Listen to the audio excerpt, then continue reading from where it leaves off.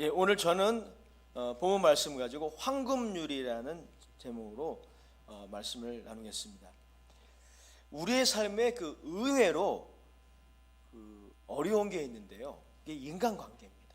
인간관계가 참 이게 쉽지 않아요. 그래서 인간관계 어려움을 호소하는 분들이 많이 계셔요. 이유도 있습니다. 이런 말이 있죠. 사람이 제일 무섭다. 그런 말이 있어요. 정말 하나님의 형상으로 지음받은 사람이지만 이게 하나님을 떠나서 타락한 이 모습이 정말 무섭습니다. 그래서 인간관계가 쉽지 않다고 볼 수 있어요. 이번에 다음 세대 수련회를 준비하면서 각 교회 목사님들이 준비하신 목사님들이 모여서 세미나를 하는데 우리가 일방적으로 세미나 주제를 정하지 말자. 그래서 청소년들과 청년들의 고민거리를 좀 수렴해보자 라는 의견이 있었어요. 그래서 각 교회에 청소년들과 청년들이 고민거리가 뭔지를 좀 이렇게 조사를 해봤는데 가장 많은 게 뭐냐면요, 인간관계, 의외였습니다. 이성교제, 진로 문제 이런 것들도 있었는데 가장 두드러지게 나타났던 것이 이 인간관계. 그래서 이제 그런 세미나를 준비하기도 했는데, 사실 이게 우리 다음 세대만의 문제가 아니라 성도 일반의 문제라고 볼 수가 있어요. 기도도 우리가 하나님께 혼자 하는 거지만 함께하면 좋잖아요. 그런데 때로는 함께하는 게 이게 쉽지 않은 거예요. 함께하는 게. 그래서 오늘 말씀은 그리스도인의 지혜롭고 건강한 인간관계 원리에 관한 말씀이라고 볼 수 있어요. 이 로마의 황제 세베루스는 신앙인은 아니었습니다. 하지만 이 구절이 이 7장 12절 이 구절이 마음에 들어서 이 자신의 궁에 황금으로 도배된 벽에다가 이 글귀를 새기라고 그랬대요. 그때부터 이 12절의 말씀의 별칭이 황금률이에요. 황금률. 자, 본문은 어떻게 시작합니까? 그러므로라고 시작하고 있어요. 그러므로. 자, 12절을 다 같이 읽겠습니다. 시작.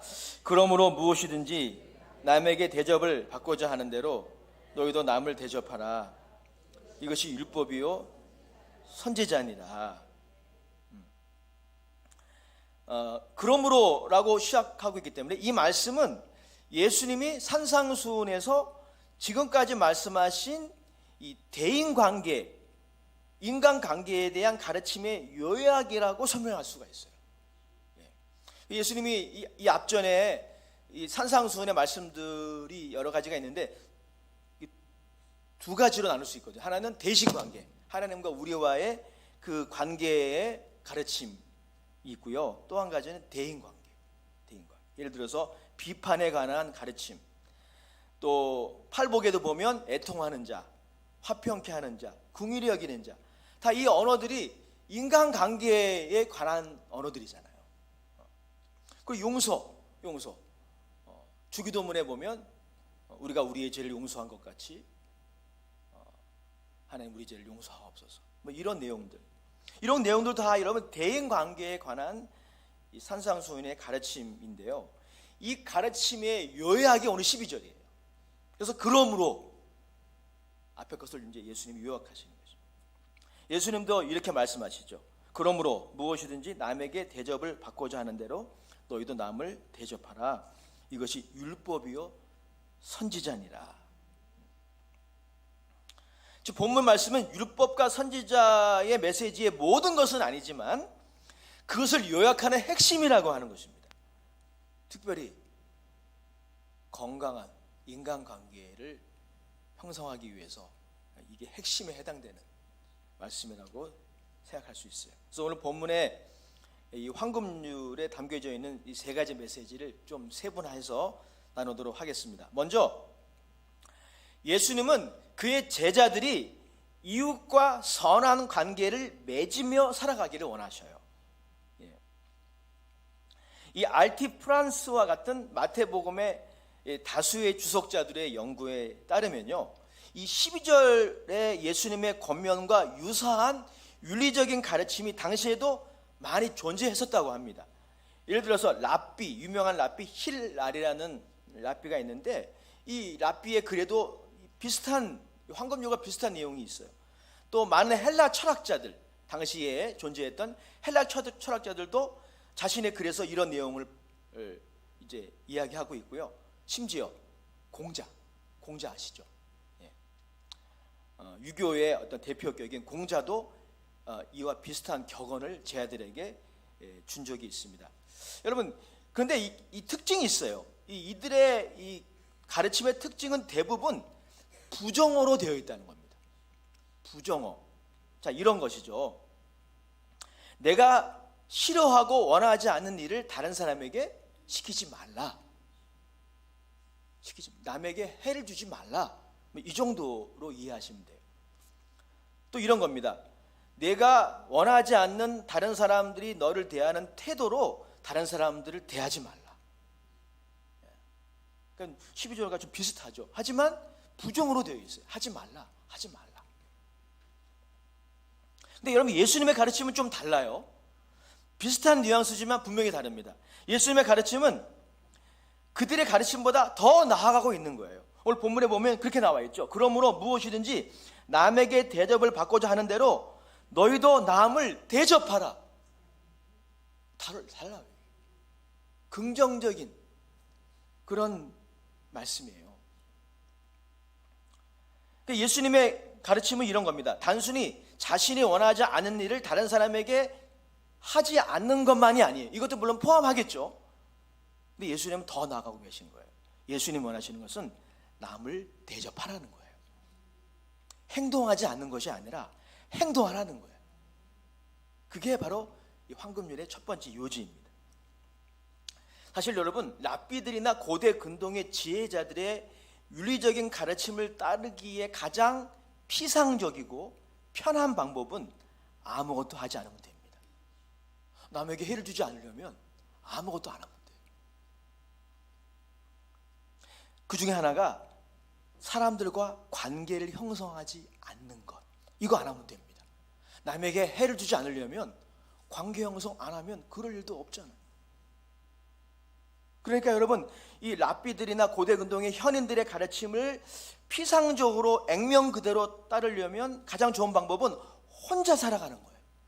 혼자 살아가는 것이 가장 좋은 방법처럼 보입니다. 몇 년 전에 서울의 한 식당에 간 적이 있습니다. 사모 목사님이 정기 진료를 서울대병원에서 받으시는데 그 근처에 해화동이 있어요. 해화동에 밥을 먹으러 이렇게 갔는데 일식집이었던 것 같아요. 이게 전통 일식집은 아니고 이 현대화된 일식집이었던 것 같은데 문을 열고 들어갔다가 그냥 나와버렸어요.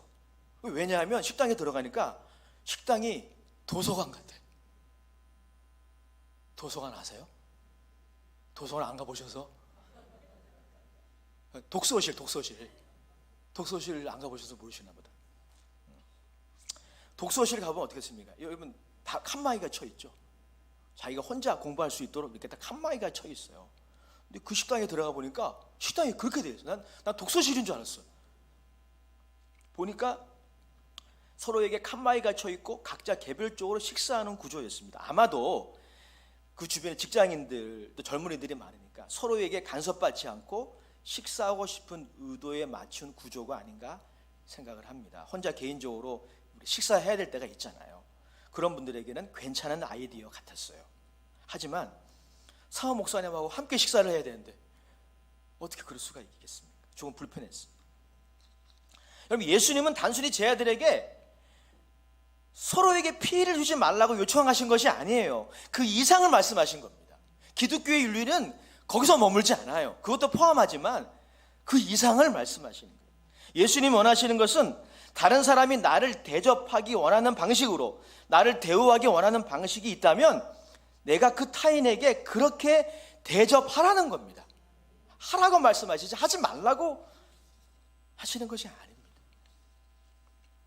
그러니까 예수님의 가르침은 우리가 사람들과 관계를 맺으며 살아가기를 원하신다는 거예요. 그게 여러분 산상수훈의 가르침에 계속 나왔어요. 예수님이 이런 말씀하셨죠. 너희는 세상의 소금이다. 어디의 소금이다? 교회의 소금이다라고 말하고 있지 않고, 교회의 소금이기도 하지만, 가정의 소금이기도 하지만, 너희들이 세상의 소금이다. 캠퍼스에서 소금이고 직장에서 소금이야. 너희는 세상의 빛이라 하신 말씀을 우리는 기억해야 돼요. 마태복음 5장 16절에 예수님이 이렇게 말씀하셨어요. 마태복음 5장 16절에 보면 이같이 너희의 빛을 사람 앞에, 누구 앞에? 사람 앞에. 사람 앞에. 그러면 사람하고 관계를 형성해야 되는 거예요. 사람 앞에 비추게 하여 저희로 너희의 착한 행실을 보고 하늘에 계신 너희 아버지께 영광을 돌리게 하라. 여러분, 성경이 우리에게 가르쳐주는 참 교회의 이미지가 있어요. 참 교회, 그러니까 가짜 교회도 있다는 거죠. 참 교회의 조건 중에 하나가 뭔지 아세요? 성도의 교제입니다.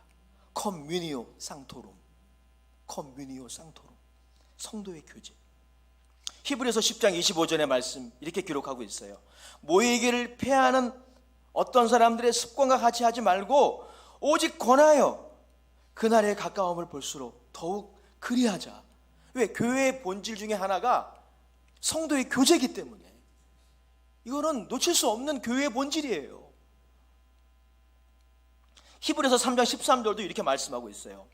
같이 읽어보겠습니다. 히브리서 3장 13절 시작. 오직 오늘이라 일컫는 동안에 매일 피차 권면하여 너희 중에 누구든지 죄의 유혹으로 강팍하게 됨을 면하라.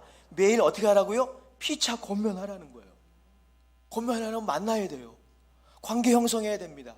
뭐 전화로 하든지 카톡으로 하든지 관계가 형성돼야 서로 권면할 수 있는 겁니다. 이게 성경의 명령이에요. 매일 피차 권면하여 너희 중에 누구든지 죄의 유혹으로 강팍하게 됨을 면하라. 성도가 영적 싸움에서 이기게 하는 중요한 방법이 성도의 교제입니다. 교제 우습게 생각하시면 안 돼요. 제가 좀 전에 시편 133편 읽었잖아요. 보라, 형제가 서로 동거하며, 여기서 동거라는 것은 남녀가 동거하는 거 말하는 게 아닙니다. 그런 게 아니고 이게 성도의 교제를 말해요.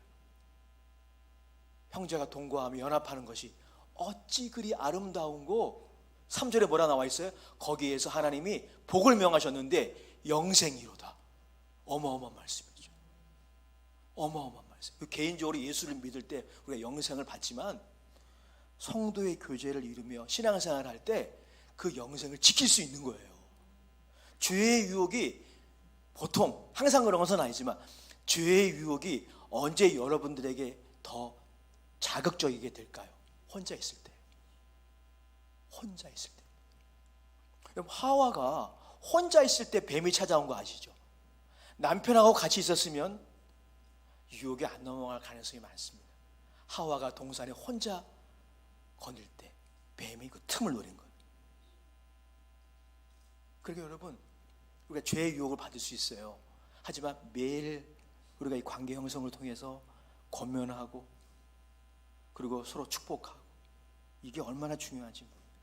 오늘 본문은 우리들에게 그것을 요청하고 있는 것이죠. 두 번째, 오늘 황금률의 두 번째 메시지는 뭐냐면 예수님은 대인관계에 있어서도 하나님의 상 주심을 바라볼 것을 요청하십니다. 뭘 바라보라고요? 하나님의 상 주심. 그러니까 수평적인 대인관계지만 하나님의 상 주심을 바라봐야 돼요. 12절 말씀 다시 읽어요. 12절 시작. 그러므로 무엇이든지 남에게 대접을 받고자 하는 대로 너희도 남을 대접하라. 이것이 율법이요 선지자니라. 여러분, 우리가 이 구절을 이렇게 해석하면 곤란합니다. 자, 이렇게 내가 김 집사님한테 친절을 베풀면 반대로 김 집사님도 나를 이렇게 대할 거야 라고 잔뜩 기대하면서 행동하라는 것이 아니에요. 이렇게 하면 여러분들은 실망하게 될 거예요. 실망하게 될 겁니다. 사람은 다 이기적인 연약한 본성이 있기 때문에 여러분이 아무리 잘해줘도 돌아오는 것은, 피드백은 좋지 않을 가능성이 많습니다. 또한 여러분, 이 말씀을 이렇게 이해하면 곤란해요. 타인이 나를 대접하는 것을 봐서 거기에 준하여 내가 대접하겠다, 이런 의미도 아니에요. 그러니까 이 본문 말씀은 혹자가 말한 것처럼 순수히 이기주의적인 도덕을 가르치는 본문이 아닙니다.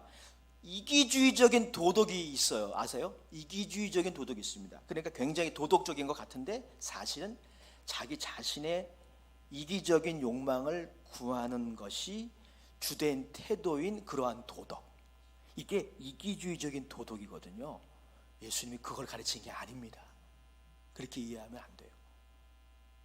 이런 차원에서 신약 주석자 크레이그 키너의 주석은 설득력이 있습니다. 그는 이 부분을 이렇게 주석했는데 들어보세요. 이 구절의 의미는 사람에게 또 타인에게 베푼 호의에 대하여 그 사람의 반응과 관계없이 그 사람이 반응을 뭐 감사의 반응을 한다 할지 보상을 해준다 할지 이러면 좋겠지만 그것과 관계없이 하나님이 보상해 주신다. 이걸 믿으라는 거예요. 그래야 이 황금률을 할 수 있습니다. 그러면 본문은 이렇게 읽을 수 있어요. 다른 사람이 나에게 선을 행하기 전에, 나를 선대하기 전에 먼저 하나님의 상 주심을 바라보며 그에게 선을 베푸는 것을 의미합니다. 그러니까 황금률은 하나님의 갚아주시는 을 믿는 믿음이 없이는 실천 불가능해요. 수평적인 차원에서 상대방이 나의 호의에 대해서 반응하지 않는다 할지라도 하나님 바라보는 거죠. 하나님이 보상해 주셔요. 이걸 믿어야 돼요. 근데 이것이 이런 성경의 주된 사상임은 아십니까? 사람에게 한 것이 곧 나에게 한 것이다. 이게 성경의 주된 사상이더라고요. 오늘 마태복음 7장 12절을 읽었지만 이 마태가 복음서의 기자 마태가 마태복음 25장에서 이 비유로 들고 있는 내용이 있는데요. 그게 바로 그 부분을 말씀하고 있어요. 거기에 보면 최후의 심판의 양과 염소가 등장합니다. 양은 영원한 복을 받을 존재들이에요. 염소는 영원한 심판을 받을 존재입니다. 그 두 사이를 갈라요. 그 기준이 뭔지 아세요? 참 놀라워요, 여러분. 이게요. 지극히 작은 소자에게 한 것이 내게 한 것이다. 그게 기준이에요. 그게 기준이에요. 마태복음 25장 40절 말씀을 다 같이 읽어보겠습니다. 이게 여러분 심판과 상급의 기준이 된다는 것 기억해야 합니다. 시작. 임금이 대답하여 가라사대 내가 진실로 너희에게 이르노니 너희가 여기 내 형제 중에 지극히 작은 자 하나에게 한 것이 곧 내게 한 것이라. 그러니까 여러분 우리가 지금부터 오늘 이 시간부터 이 대신 관계, 하나님과 우리와의 관계와 대인 관계를 따로 놓고 생각하시면 안 돼요. 성경은 그렇게 말하고 있지 않습니다. 이게 사실 하나예요. 하나. 사랑의 이중계명, 마음을 다하고 뜻을 다하고 성품을 다하여 하나님을 사랑하라. 그리고 둘째 되는 계명, 내 이웃을 내 몸같이 사랑하는 이 계명이 따로 떨어져 있는 게 아니에요. 이게 하나입니다. 하나예요. 황금률의 메시지, 두 번째 메시지가 바로 그거인 것이. 자, 세 번째, 황금률의 세 번째 메시지는 뭐냐면요, 하나님은 우리의 대인 관계를 통해서 아가페 사랑, 하나님의 사랑이 구현되게 하십니다. 대인 관계를 통해서 하나님과의 관계만이 아니라 인간관계를 통해서 하나님의 사랑이 구현되게 하십니다. 율법과 선지자의 완성은 사랑입니다. 로마서 13장에 나오죠. 그런데 오늘 이 황금률도 바로 율법과 선지자의 핵심이죠. 다시 한번 그런 의미에서 12절 읽어보겠습니다. 시작. 그러므로 무엇이든지 남에게 대접을 받고자 하는 대로 너희도 남을 대접하라. 이것이 율법이요 선지자니라.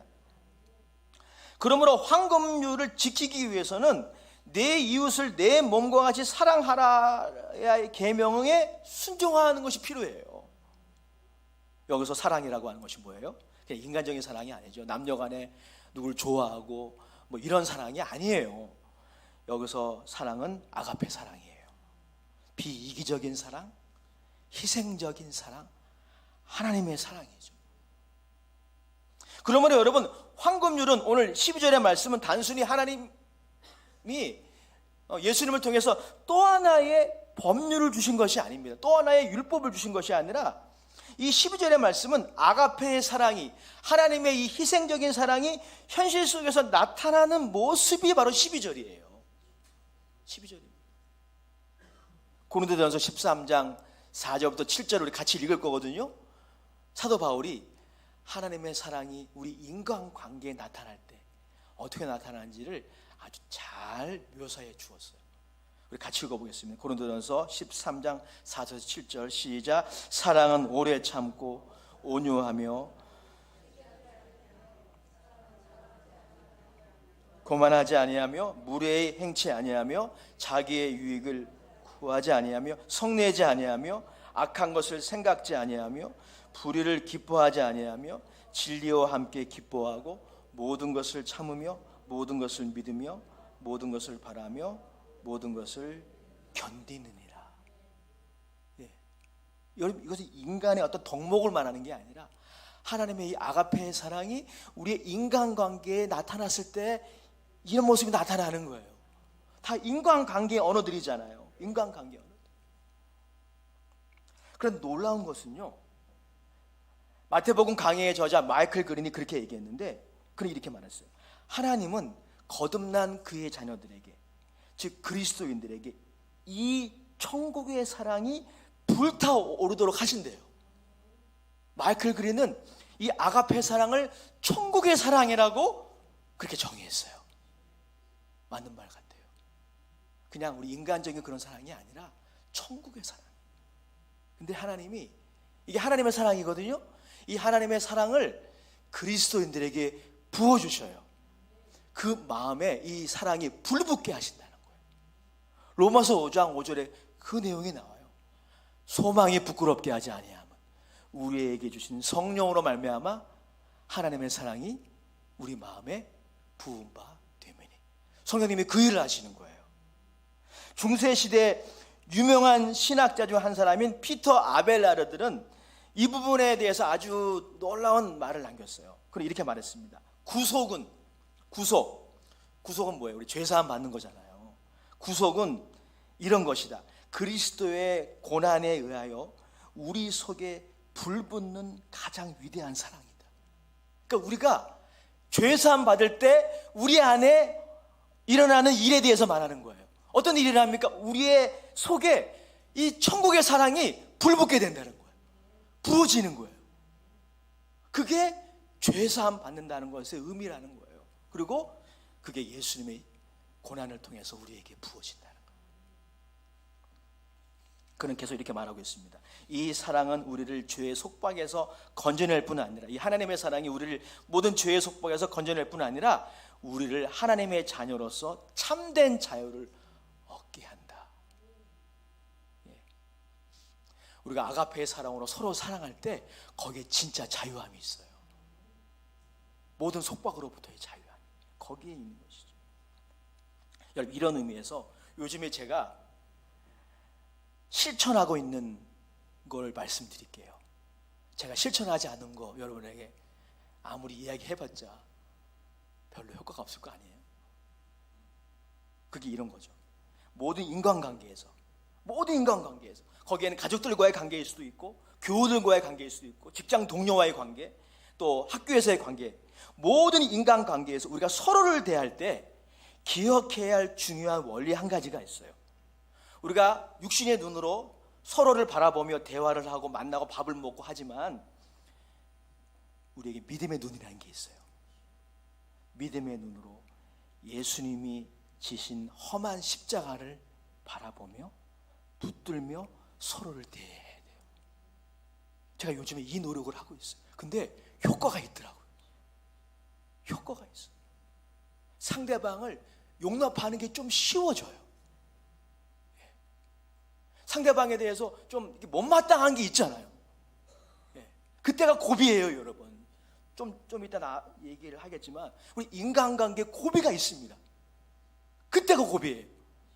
여러분, 우리 모든 인간관계, 뭐 그게 가족 간의 관계든 남편과 아내와의 관계든 뭐 부모와 자녀와의 관계든 교우들과의 관계든 친구와의 관계든 고비가 있습니다. 항상 로맨틱하고 항상 사랑스럽고 항상 즐겁고 그런 관계 없습니다.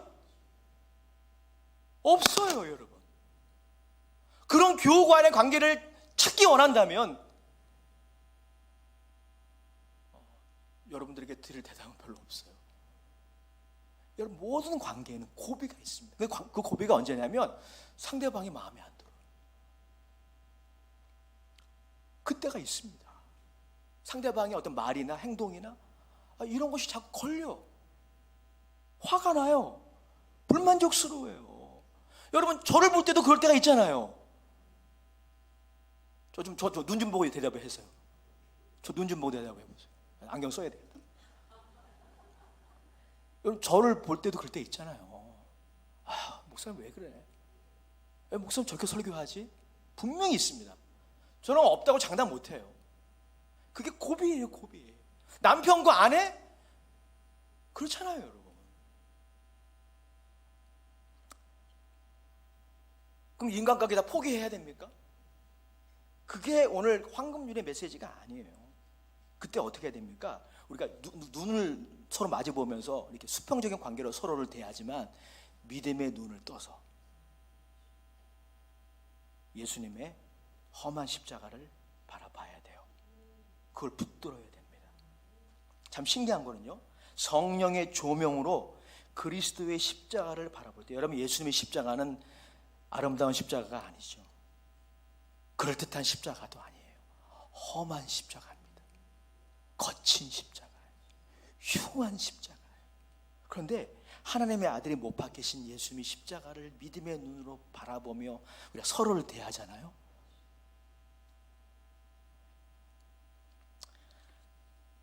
좀 쉬워집니다. 서로 우리가 좀 용납할 수 있게 돼요.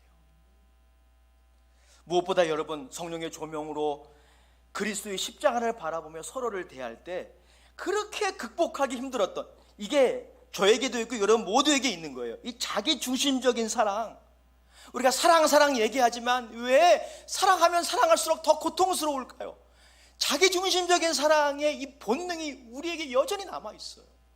그런데 참 신기한 거는요, 우리가 예수님을 믿고 그리고 믿음의 눈으로 성령의 도우심으로 예수님의 험한 십자가를 바라보며 서로를 대하잖아요. 자기 중심적인 사랑에 대하여 십자가에 못 박히게 됩니다. 그게 십자가에 못 박히게 돼요. 그 원리를 경험했던 사도가 바로 사도 바울이잖아요. 갈라디아서 6장 14절에 이렇게 말하고 있습니다. 같이 읽어보겠습니다. 갈라디아서 6장 14절 시작. 그러나 내게는 우리 주 예수 그리스도의 십자가 외에 결코 자랑할 것이 없으니 그리스도로 말미암아 세상에 나를 대하여 십자가에 못 박히고 내가 또한 세상을 대하여 그러하니라. 아멘. 히브리서 12장 3절에도 이렇게 말하고 있어요. 너희가 피곤하여 낙심치 않기 위하여 죄인들의 이같이 자기에게 거역한 일을 참으신 자를 생각하라. 여러분, 인간관계에서 피곤할 때가 있어요. 낙심이 될 때가 있어요. 화가 날 때가 있어요. 그때마다 다 단죄를 부릴 수 없잖아요. 그건 주의 뜻이 아니에요. 어떻게 됩니까?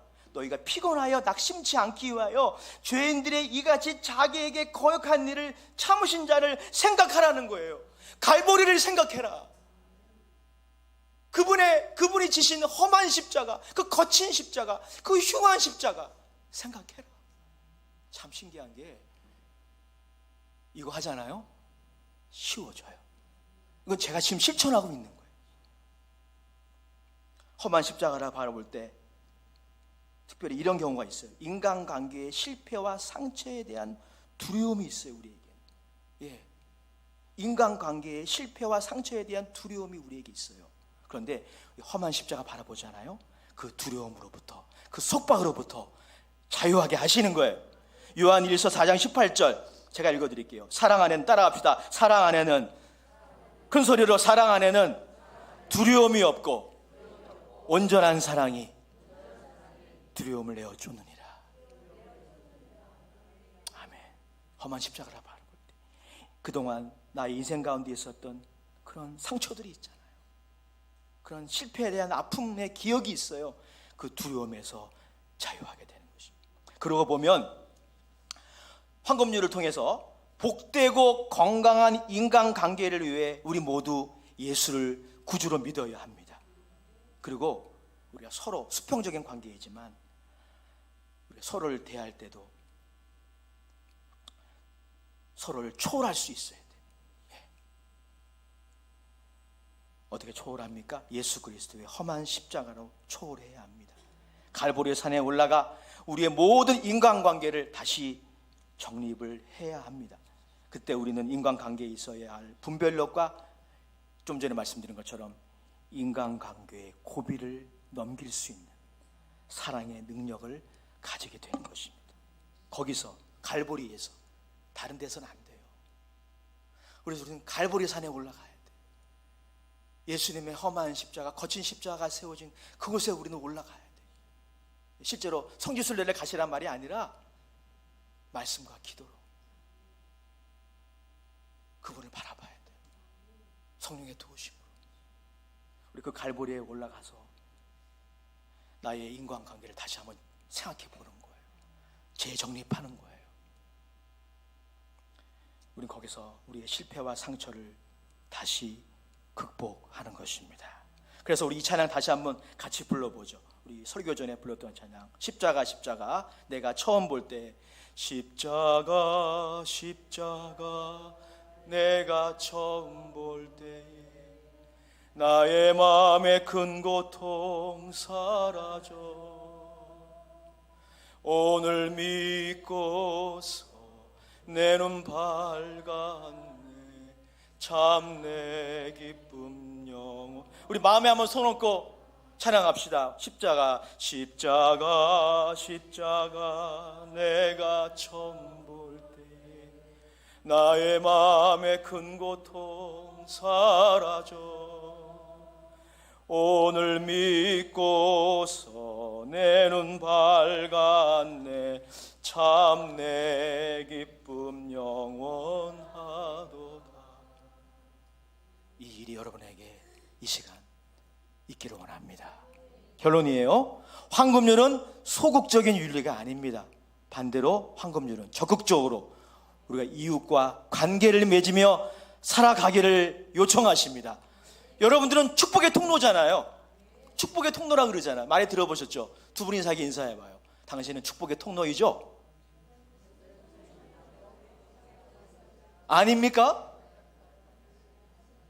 예수 믿는 사람들은 아브라함의 복을 받은 사람이에요. 아브라함의 복이 뭐예요? 자기도 복을 받는 것이 아니라 복을 나눠주는 사람이에요. 그럼 만나야 나눠주죠. 안 만나면 안 나눠지는 거예요. 황금률은 도덕을 말하지만 결국 자기 이익을 챙기는 그런 윤리가 아닙니다. 황금률은 오히려 하나님의 상주심을 바라보며 이웃에게 먼저 선을 행하는 것입니다. 황금률의 기초는 우리의 인간적인 사랑이 아니라 하나님의 아가페입니다. 그것은 성령의 도우심으로 원수같이 대적하는 죄인들을 참고 인내하신 예수님의 사랑을 품을 때 이루어지는 것입니다. 하나님이 그 일을 여러분 안에 하시는 것이죠. 아버지 하나님, 우리 사람 귀한 종들을 축복해 주셔서 축복의 통로로 세우셨사오니 그 역할 감당하기 원합니다. 이 황금률을 통하여 감당하기 원합니다. 그러나 우리 너무 연약합니다. 인간관계의 실패와 상처의 아픔의 기억이 있습니다. 성령님, 오늘 시간 하나님의 사랑, 그 아가페의 사랑을 성령을 통하여 우리에게 부어주시고 갈보리 산에 올라 예수님의 험한 거친 십자가를 붙들게 하옵소서. 우리 모두 붙들게 하옵소서. 예수님의 이름으로 축복합니다. 아멘. 말씀을 생각하며